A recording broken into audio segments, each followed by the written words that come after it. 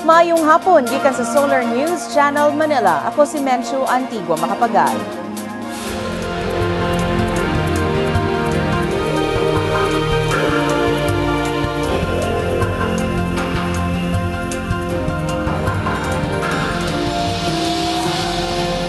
Ani ang mga balita alang sa Kabisayan ug Mindanao. Napirmahan na ang annex sa power sharing sa Bangsamoro Framework Agreement tali sa gobyerno ug Moro Islamic Liberation Front.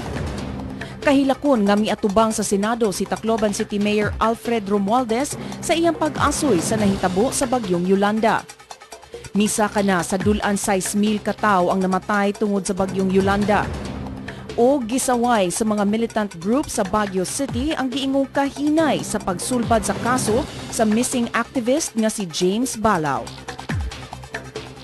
Napirmahan na ang annex sa power sharing sa Bangsamoro Framework Agreement atol sa ika-42 nga hugna sa sabot-sabot tali sa gobyerno ug sa Moro Islamic Liberation Front.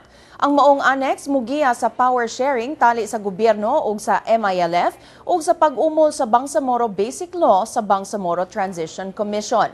Malaumon ang gobyerno ug ang MILF nga makabut na sa Enero sunod tuig ang Normalization Annex uban ang probisyon bahin sa kadagatan sa Bangsamoro. Giisip nga makatabang ang peace agreement sa pagsulbad sa kagubot sa Mindanao. Apan miyangkon si Presidente Aquino nga dili sayon ang paghingpit sa Normalization Annex sa peace deal. Matod sa Presidente, ang nahabiling annex mga magkinahanglan og hingpit nga pagsalig sa gobyerno ngadto sa mga lider sa MILF tungod kay kinahanglan mo balik sila sa sabakan sa balaod. Apan malaumon si Presidente Aquino nga mapirmahan na ang final peace deal tali sa MILF sa dili pa matapos ang iyang termino sa 2016.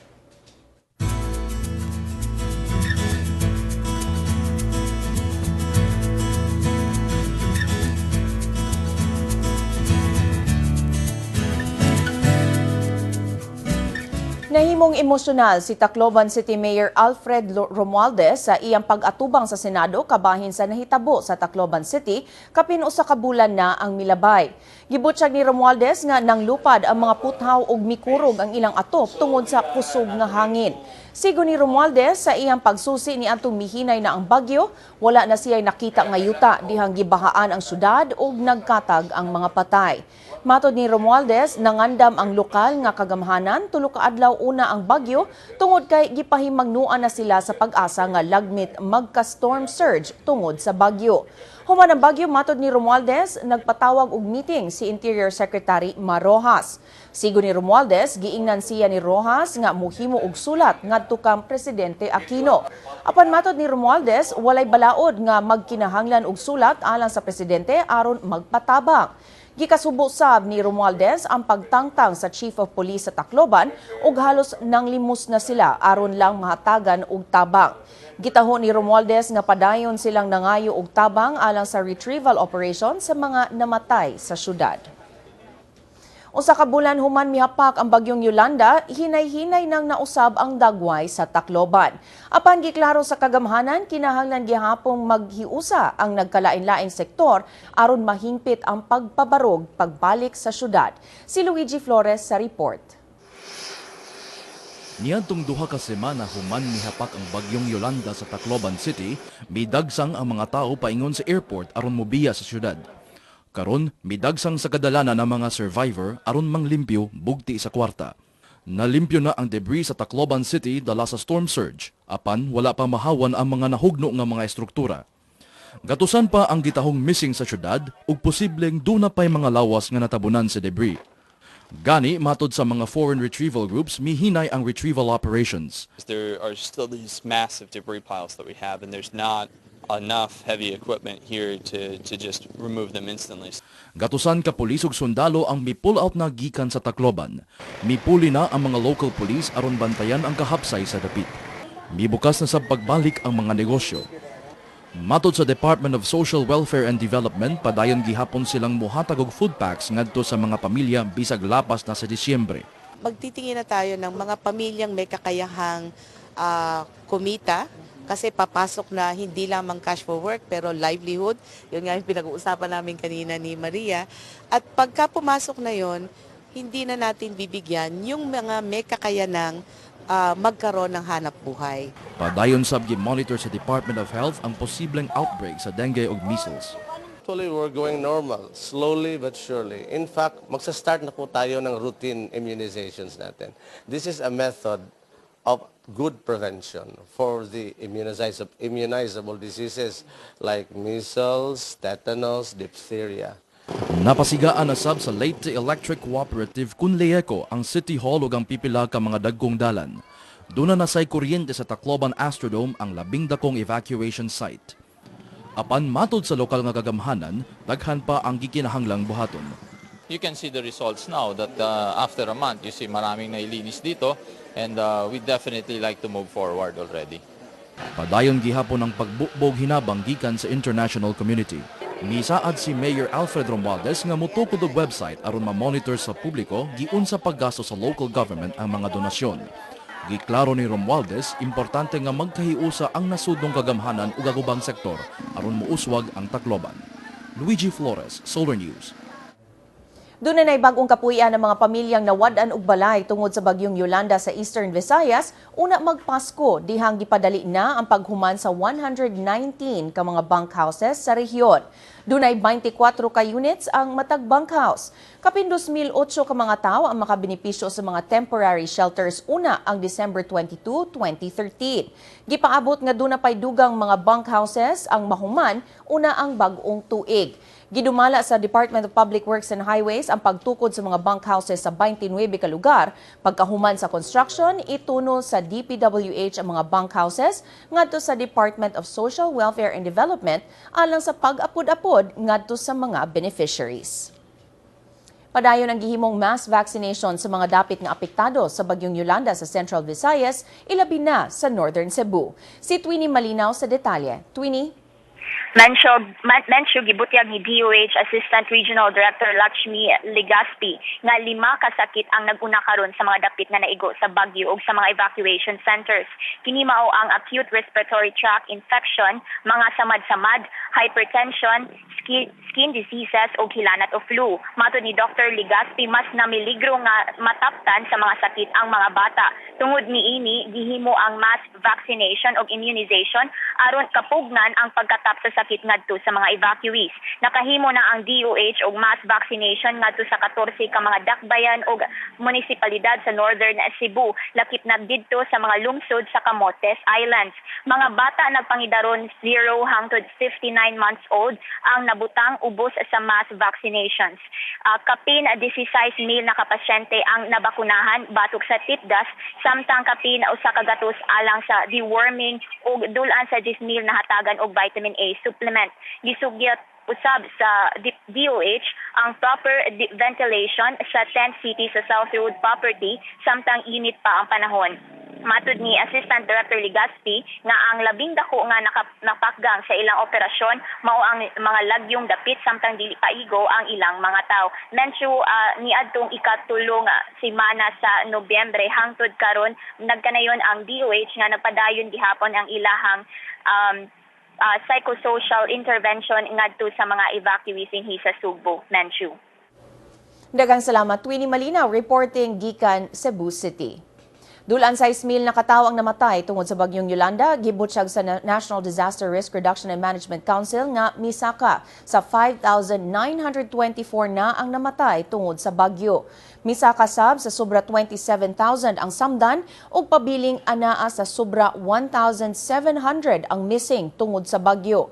Dugang sa NDRRMC, sobra 2.6 milyon ka pamilya o sobra 12.2 katao ang apektado tungod sa bagyong Yolanda. Matod sa NDRRMC, tungod sa validation nga gihimo sa Department of Social Welfare and Development, miubos ang ihap sa mga naguba nga balay gikan sa 1.2 milyon ni atong Sabado, anaa na sa sobra 1.1 milyon ka balay ang naguba tungod sa bagyo. Mikabat sab sa sobra 35.5 billion pesos nga danyos tungod sa bagyong Yolanda. Kapin 18 billion pesos ang naguba nga infrastructure ug sobra 17 billion pesos ang nangadaot sa agriculture sector.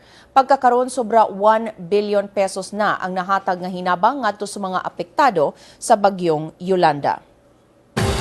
Sa pagbalik sa Solar News Cebuano, gisaway sa mga aktivista ang kahinay sa pag-uswag sa kaso sa missing activist na si James Balaw. Ang detalye sa among pagbalik.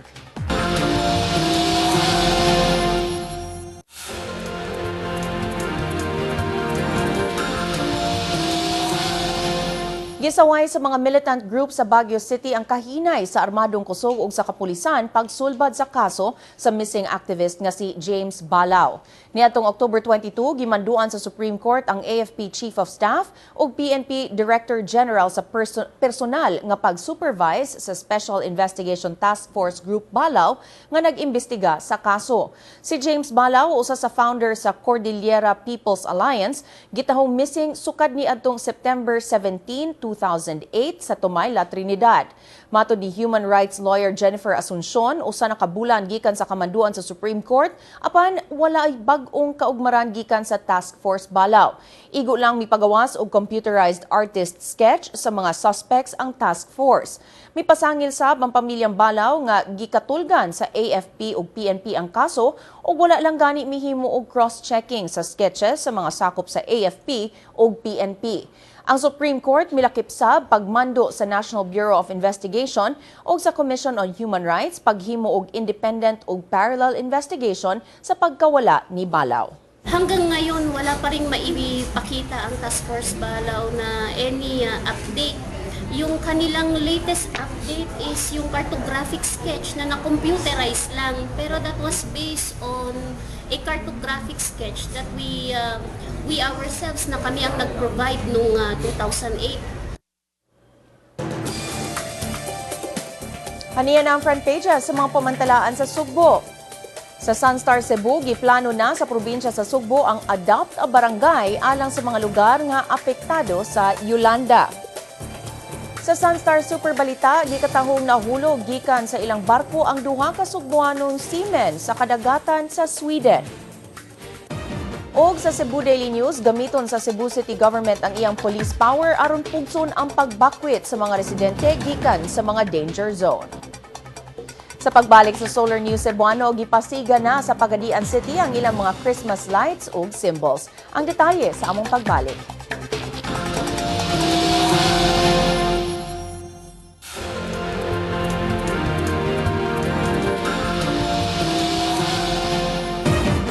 Atong sayro na front pages sa mga pamantalaan sa Mindanao. Sa Sunstar Davao, gibutyag ni Davao City Mayor Rodrigo Duterte nga dili siya magdaginot sa basic expenses sa syudad. Aniyang sa Bandera Mindanao, gibutyag sa human rights advocates nga 25 ka aktivista na ang napatay sa Southern Mindanao. Sa Mindanao Daily Northern Mindanao, gipasakaan nag mga kasong double murder ug double frustrated murder ang 5 ka sospek sa pagpamomba sa Cagayan de Oro City. Sa Mindanao Daily Western Mindanao, gidagit ang 5 ka sibilyan sa Lanao del Norte. Sa Mindanao Daily Caraga, giingong gisudlan og daotang espiritu ang 24 ka estudyante sa Rosario Agusan del Sur. Og sa Mindanao Daily Davao, gibutyag sa mga tribal groups nga walay mga balay ug mga trabaho ang libuan ka mga residente human mihapak ang bagyong Pablo sa miaging tuig. Gitudlo ni Presidente Aquino si Cabinet Secretary Jose Rene Almendras isip Pangulo sa Task Force Pablo. Kini aron mapadali ang pag-rehabilitate sa mga apektadong dapit o sa pag-coordinate sa mga nalambigit nga ahensya. Matod ni PCOO Secretary Sunny Coloma, dumalahon sa National Housing Authority o sa Department of Public Works and Highways ang rehabilitation o reconstruction sa maong mga dapit. Lakip ang Davao Oriental o ang Compostela Valley sa mga nagrabihan sa Bagyo. Dugang ni Coloma, kapin sa 10 bilyones pesos ang gigahin alang ni ini. Gipaabot nga dugangan pa kini sa supplemental budget sa Kongreso dungan sa iyang pagka-approve sa 2014 national budget. Sunod lang kapin sa usa ka bulan, laing Philippine Eagle sa Mindanao namatay tungod sa pagpasagad sa tao. Si Ben Teshorna sa detalye. Ben? Bencho, unang namatay niadtong Oktubre 11 ang Philippine Eagle nga si Minalwang dito sa Misamis Oriental. Ang namatyan niini infection tungod sa stress resulta sa pagkasikop niini sa mga gustong baligya niini. Ikaapat si Minalwang nga namatay sa unom ka Eagles nga gibuhian sukad niadtong 1999 ug nasubay pinaagi sa radio telemetry. Sa miaging semana laing batanong Eagle namatay human gipusil ug nadakpan sa usa ka mag-uuma nga si Joven Bangkas Amasing. Matod sa Executive Director sa Philippine Eagle Foundation, Dennis Salvador, namatay tungod sa severe dehydration o infection ng batanong eagle. Giingong gisulayan pa og baligya ni Amasing ang agila dito sa Kidapawan City sa tag 2,000 pesos. Nasikop ni Amasing ang agila ni atong November 23 sa iyang umahan. Gihigtan kini ni Amasing daw sama sa sunoy. Sunod adlaw gisulod ni Amasing sa sakong agila o gidala ngadto sa Kidapawan City aron ibaligya. Apan walay mipalit sa agila, dihang gidala og balik sa ilang balay usa ka Antonio Cordero ang mitaho niini ngadto sa otoridad. Gidala og balik ngadto sa Philippine Eagle Center dihi sa dakbayan sa Davao ang agila diin kini gitambalan. Nakita nga dunay duha ka bala nga naa pa sa ulo niini ug sa walang pako nga misangpot sa infection. Namatay ang agila nga nagpangindaron pa lang og usa ka tuig. Ang pagpanamasta-mastaw ang ikadahong dakong hinungdan pagkawala sa mga Philippine Eagle sunod sa pagkawala silang Pinoyanan. Matod ni Dennis Salvador, unom ngadto sa 7 ka tuig una pa mohingkod ang usa ka agila, hinungdan nga dili galayong kini mosanay. Ubos sa protection ng Philippine Eagle sa Republic Act 9147 kunang Wildlife Resources Conservation and Protection Act. Mga makalapas niining maong balaod silutan hangtod 12 katuig nga pagkabilanggo ug multa hangtod sa 1 ka milyon ka pesos. Menchu. Daghang salamat Bente Shore na reporting gikan Davao City. Giandam karon sa City Council sa Malaybalay Bukidnon ang usa ka proposed ordinance nga mopasayon sa monitoring sa pagtuman sa mga agricultural companies sa ilang environmental compliance certificates. Si Cheng Ordonez may detalye niini. Cheng? Menchu, mihimo na ang Malaybalay City Council og hearing alang sa proposed ordinance nga mo-monitor sa environmental compliance certificate kun ECC sa mga agricultural company sa syudad. Ang ECC giluwatan sa Department of Environment and Natural Resources aron mahanay daan ang mga lakang nga himo sa usa ka kompanya in kaso dunay daotong daotang epekto ang ilang operation ngadto sa ilang palibot. Apan matud ni Vice Mayor Roland Deticio, ang mga kasamtangang ECCs wala motumbok sa kidaghanon sa silk traps, tree plantations o gubang mga lakang pagpamenos sa impact sa operations sa mga agricultural companies. Gitambungan ng hearing sa mga opisyales sa Del Monte Philippines Incorporated ug Lapanday Diversified Products Corporation. Giklaro hinuon ni Deticio nga dili buot ang city government mo doble sa trabaho sa DNR sa pag-issue og mga ECCs. Apan matud sa Vice Mayor, vague kung walay klaro ang mga provisions sa ECC sa mga kompanya nga posible makahatag og problema sa pagpatuman sa mga measures kalabot sa proper soil management ug flood control. Laing kompanya, Dole Skylands, Semifru Philippines Incorporated ug Nature's Fresh gitakda sab nga motambong sa sunod hearing karong semanaha. Human sa hearing, ipasa sa konseho ang proposed ordinance aron kalikayan ng pagbaha. Menchu. Daghang salamat Cheng Ordonez reporting gikan Cagayan de Oro City. Usbon sa Government Rehabilitation Team sa Zamboanga City ang rehabilitation plan human ang Malacañang mipahibalo nga idili na sa hingpit ang pagtukod og balik sa mga balay haduol sa dagat. Muhimo og review sa plano ang UP Planeds ug ang mga national government agencies human usa sa 3 ka apektadong barangay sa Zamboanga Siege anaa mahimutang sa coastal area. Usa ang barangay Rio Hondo sa grabeng naapektuhan sa panagsangka tali sa kagamhanan ug MNLF Miswari Group ni adtong Setyembre. Gitun-an sa Department of Environment and Natural Resources Regional Office ang Rio Hondo tungod kay naigo kini sa storm surge ni adtong 2008. Niadto untang Biyernes ipresenta ang rehabilitation plan ngadto kang Presidente Aquino. Iduso ang plano sulod karong simanaha aron ma-release na ang 3.89 billion pesos nga rehabilitation plan. Sa Pagadian City, gipasiga kagabi sa dakbayan ang ilang mga Christmas trees o decoration sa City Plaza dungan ang paglusad sa Christmas Symbols Competition. Si Jong Kajon sa detalye. Jong? Mencho, giapilan sa 54 ka barangay sa Pagadian City ang Christmas Symbol Competition. Matod ni Mayor Romeo Pulmones, mao kini ang unang gayon nga aktibong muapil ang barangay sa pagpatigbabaw sa espiritu sa Pasko. pinagi sa pagbutang sa dekorasyon sa tagsa ka barangay. Ipasabot ni City Tourism Officer Joel Javier nga dunay duha ka kategorya ang ang Christmas symbol competition. Ang mga urban barangay ikinahanglan nga modendayan sa ilang barangay hall og mga Christmas lights, samtang ang rural barangay mo pahimutang og Christmas parol sa barangay hall. Sa pagpasiga kagabi ang mga Christmas symbol sa City Plaza, dungan nga gihimo ang fireworks display og dancing fountain. Gawas ini dunay libreng mga variety show matag gabi hangtod sa Disyembre 31 sa City Plaza. Mincho? Daghang salamat, John Kajon, reporting gikan Pagadian City. Miapod-apod og mga relief goods ug cash assistance ang kagamhanan sa lungsod sa Molave, Zamboanga del Sur ngadto sa 38 ka pamilya kinsa nasunugan alas 2 kagahapon sa kadlawon. Moabot ngadto sa 35 ka balay ang naugdaw sa sunog nga miigo sa Barangay Kulo.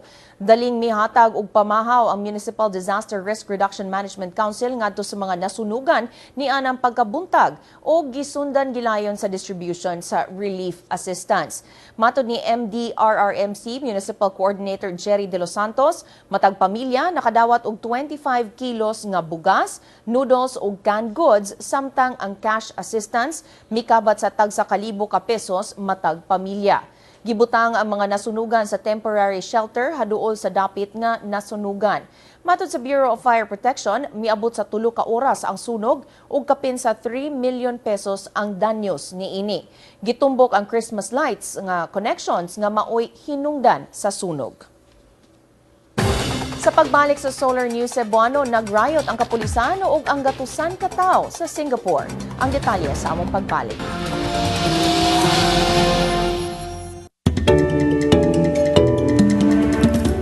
Mga balita gawa sa nasod o ba ni Sara Velasco. Kapinupat kagatos ka mga tao ang nakigsangka sa kapulisan sa Little India sa Singapore sa usa ka talagsaong riot sa nasod. Gingong nagsugod ang insidente human naigo og napatay sa private nga bus ang usa ka foreign worker. Gibuak sa mga nagrayot nga tao ang salamin sa bus, gipangtuwad ang mga sakyanan sa pulis ug gipangsunog ang uban pang mga sakyanan. Sigon sa usa ka pulis, kini ang unang higayon nga dunay riot sa nasod sulod sa 26 ka tuig.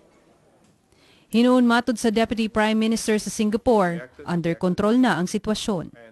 Gitahong napulo ka pulis ang samdan ug 27 ka tawo ang nasikop tungod sa insidente. Mipasidungog ang mga South Africans sa namatay nga anti-apartheid hero nga si Nelson Mandela. Daghang tawo ang midagsang sa balay ni Mandela sa Johannesburg aron maghatag og bulak ug kandila sa ilang labing unang black president. Sa Cape Town diin gipriso si Mandela sulod sa 27 ka tuig, milinya ang mga tawo aron makita ang usa ka exhibit alang sa paghinumdom sa kambili ni Mandela ug ang iyang pagpaningkamot nga makabot ang kagawasan alang sa nasod. Mihimo usab ang Nelson Mandela Foundation ug Interfaith Service. Gitambungan kini sa pipila ka tawo lakip ang iyang apo ug iyang higala nga priso sab sa Robben Island. Mipasalamat sab ang leader sa tanang relihiyon tungod sa gihimo ni Mandela pag-undang sa apartheid era sa South Africa. Milyon-milyon ka tawo ang nagtapok sa ilang tagsa-tagsa kasimbahan lukop nasod aron mohalad og pag-ampo alang kang Mandela. Giandam na sa South Africa ang usa ka semana nga national mourning. Ilubong si Mandela karong December 15. Sara Hilomen Velasco, Solar News. Banabana sa dagan sa panahon uban ni Pat Fernandez. Pat? Hi, Medju. Mapanganuron nga dunay hinay ngadto sa kasarangan nga pag-ulan og thunderstorms sa central ug southern Luzon tungod sa tail end of a cold front. Mapanganuron nga dunay hinay nga pag-ulan sa Cagayan, Cordillera ug Ilocos regions. Base sa Metro Weatherscape, dunay mga dagom sa silangan sa Mindanao. Nakaapekto kini sa Caraga ug Davao regions. Dunay say mga dagom sa Batanes Group of Islands nga posible magdalag kasarangan ngadto sa kusog nga ulan sa maong lugar. Sa Luzon, ulanon ang Calapan ug dunay thunderstorm sa Lawag, Baguio City, Puerto Princesa, Tagaytay, Legazpi, Tuguegarao ug Metro Manila. Sa Metro Manila, ulanon nga dunay thunderstorms hangtod na sa Biyernes. Ug sa Visayas, ulanon gihapon sa Borongan ug dunay thunderstorms sa Tacloban, Iloilo, Tagbilaran, Dumaguete ug Metro Cebu. Sa Metro Cebu, ulanon nga dunay thunderstorms hangtod na rin sa Biyernes. Ug sa Mindanao, ulanon ang Cotabato ug Butuan, dunay say thunderstorms sa Cagayan de Oro, Zamboanga, General Santos ug Metro Davao. Sa Metro Davao, dunay say thunderstorms hangtod na sunod semana. O magkatong latest sa dagan sa panahon, Visayas ug Mindanao pag-amping kanunay. Balikan nimo Menshu. Daghang salamat, Pat Fernandez. Kung buot ninyo matanaw pag-usabang episode karon sa Solar News Cebuano, i-like ang among Facebook page, Solar News Cebuano. Bisitahi sabang among website, www.solarnews.ph. Alang sa inyong mga sugyot o komentaryo, mahimo sab ninyo kining i-email sa solarnewscebuano@solartv.ph. Ug mao kadto ang Solar News Cebuano hangtod ug mapuhon, ako si Menshu Antigua Macapagal. Daghang salamat ug pag-amping Kabisayan ug Mindanao.